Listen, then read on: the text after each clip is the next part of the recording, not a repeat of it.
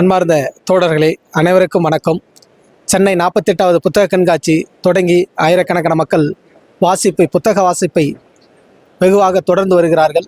அதிலே எமது கீழைக்காற்று பதிப்பகம் சார்பாகவும் புதிய ஜனநாயகத்தின் வெளியீடு சார்பாகவும் ஒரு 5 புத்தகங்களை இந்த முறை கொண்டு வந்திருக்கிறோம். அதை பற்றியான ஒரு சின்ன அறிமுகம்தான். இதை வாங்கி நீங்கள் அவசியம் படிக்க வேண்டும் என்பதை இந்த தருணத்திலே கூறிக்கொள்கிறோம்.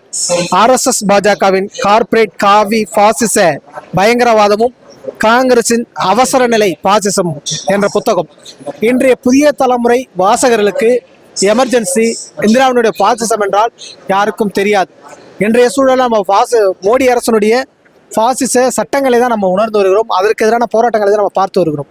1975 77 வரை இந்திராவினுடைய பாசிசம் எமர்ஜென்சி எப்படி இருந்தது, இன்றைக்கு பிஜேபி தொடர்ச்சியாக அரசியலமைப்பு சட்டத்தை கெடுத்தது காங்கிரஸ் தான் என்று வைக்கக்கூடிய பொய், அந்த பொய்யை எப்படி அம்பலப்படுத்துவது என்பதை பற்றியான விவரங்களை உள்ளடக்கிய புத்தகம்தான் இந்த புத்தகம். ஆகையால் புதிய தலைமுறை வாசகர்கள் படித்து அவசியம் தெரிந்து கொள்ள வேண்டும். அவசியமாக வாங்கி படியுங்கள். 2வது, ஒரே நாடு ஒரே தேர்தல், மாநிலங்களை அழிக்காதே, ஆரிய பார்ப்பன சாம்ராஜ்யத்தை நிறுவாதே என்ற வகை தலைப்பில் இந்த புத்தகத்தை கொண்டு வந்திருக்கும். ஒரே நாடு ஒரே தேர்தல், பாராளுமன்றத்தில் பாசிச கும்பலுக்கு, மோடி கும்பலுக்கு பெரும்பான்மை வாக்கு வங்கி இல்லை, இருந்தும் இதை கொண்டு வருகிறார்கள். இதை நடைமுறைப்படுத்தணும் என்பதுதான் RSSனுடைய நீண்டகால திட்டம். அப்போ அதற்கு 1999 வாஜ்பாய் கொண்டு வந்து வாக்கு இல்லாதனால் கிடப்பில் போடப்பட்டது. இன்றைக்கு மோடி அரசு திரும்பவும் கையில் எடுத்திருக்கு. அப்போ ஏற்கனவே பல்வேறு சட்டங்களை நூற்றுக்கணக்கான இந்த 10 ஆண்டுகளில் நூற்றுக்கணக்கான சட்டங்களை மோடி அரசு கொண்டு வந்து மாநிலங்களோட உரிமைகளை பறிக்கப்பட்டிருக்கிறது. இப்போ ஒரே நாடு ஒரே தேர்தல் வந்தால் மேலும் எவ்வாறு பாதிக்கப்படும், மக்களுடைய உரிமை எப்படி பறிக்கப்படும், ஜனநாயக உரிமை எப்படி பறிக்கப்படும் என்பதை பற்றியான விரிவான பல்வேறு தரவுகளுடன் இந்த புத்தகம் என்பது இருக்கிறது. அவசியம் வாங்கி படியுங்கள். 3வதாக, நஞ்சு தடவிய 3 குற்றவியல் சட்டம். ஏன்னா இன்னைக்கு மோடி அரசு பல்வேறு சட்ட திருத்தங்களை இன்னைக்கு கொண்டு வராங்க. ஏன்னா அம்பேத்கர் எழுதிய சட்டத்தை அடியோடு மாற்றி அமைக்க வேண்டும். அவர்களுடைய நோக்கம் மனு தர்மம், மனுசாஸ்திர சட்டத்தை அமுல்படுத்த வேண்டும் என்றுதான் அவர்களுடைய நோக்கம். அந்த 100 ஆண்டு கால திட்டத்தை நோக்கி தான் 2025க்குள் அவர்களுடைய இந்து ராஷ்டிரா திட்டத்தை அமுல்படுத்த வேண்டும் என்ற நோக்கோடு பல்வேறு சட்ட திருத்தங்களை மேற்கொண்டு வருகிறது.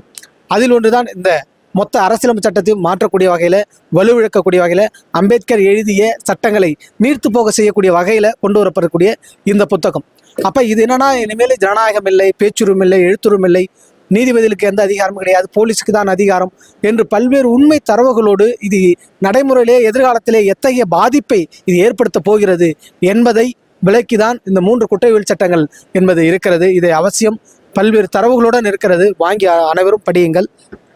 4வதாக, கார்ப்பரேட் காவி பாசிசத்தை வீழ்த்துவோம், ஜனநாயக கூட்டரசை நிறுவுவோம் என்பது. இந்த 3 புத்தகங்களுடைய தொடர்ச்சி தான் இது.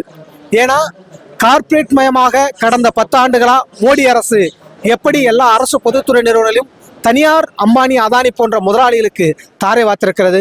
அதானி என்ற ஒற்றை முதலாளிக்கு எப்படி இந்த நாட்டினுடைய பொதுத்துறை நிறுவனங்களை, உழைக்கும் மக்களுடைய சொத்துக்களை கூறு போட்டு விற்பது என்பதை தீவிரமாக செய்து வருகிறார்கள். அப்போ காவி மயமாகவும் இந்த நாட்டை எப்படி மத கலவரங்களை கட்டமைப்பது, சாதிய கலவரங்களை கட்டமைப்பது, இஸ்லாமிற்கு எதிரான கலவரங்களை தொடர்ச்சியாக நடத்துவது. இப்போ கூட உத்தரப்பிரதேச சம்பல் பகுதியில் கலவரம் நடத்தப்பட்டு 5 பேரை சுட்டு படுகொலை செய்திருக்கிறது யோகி அரசு.